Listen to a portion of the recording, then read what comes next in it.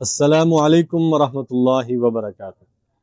آج کا وظیفہ ان تمام بہن بھائیوں کے لیے جو دل کی پریشانی، غم، خوف یا کسی مصیبت میں مبتلا ہے۔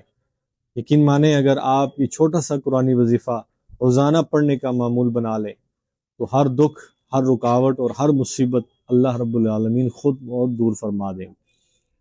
حسبی اللہ لا الہ الا هو علیہ توکلت وہو رب العرش العظیم۔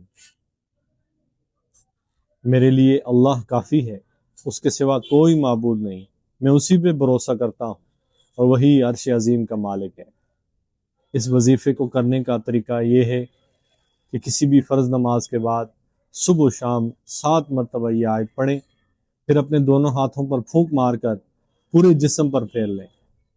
آخر میں دعا کریں، یا اللہ ہر دکھ، ہر خوف اور ہر پریشانی سے مجھے محفوظ فرما۔ دل میں یقین رکھیں کہ اللہ سن رہا ہے اور جواب ضرور دے گا۔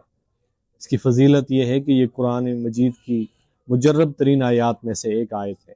حضرت عبداللہ ابن عباس رضی اللہ تعالیٰ عنہ فرماتے ہیں، جو شخص صبح و شام 7 مرتبہ یہ آیت پڑھے، اللہ تبارک و تعالیٰ اسے ہر مصیبت، دکھ، نقصان اور دشمن سے محفوظ رکھتا ہے۔ اس کے اثرات و برکات یہ ہیں کہ خوف، غم اور پریشانی ختم ہوتی ہے، دشمن اور حسد کرنے والے سے حفاظت ملتی ہے، دل میں سکون، اعتماد اور اللہ پر توکل پیدا ہوتا ہے، مصیبتیں آسان ہو جاتی ہیں اور اللہ مدد کے دروازے کھول دیتا ہے۔ اگر آپ چاہتے ہیں کہ زندگی سے غم، خوف اور بے چینی ہمیشہ کے لیے ختم ہو جائے تو اس آیت کو اپنا روزانہ کا معمول بنا لیجئے۔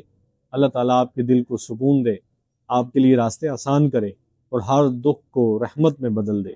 آمین آمین یا رب العالمین۔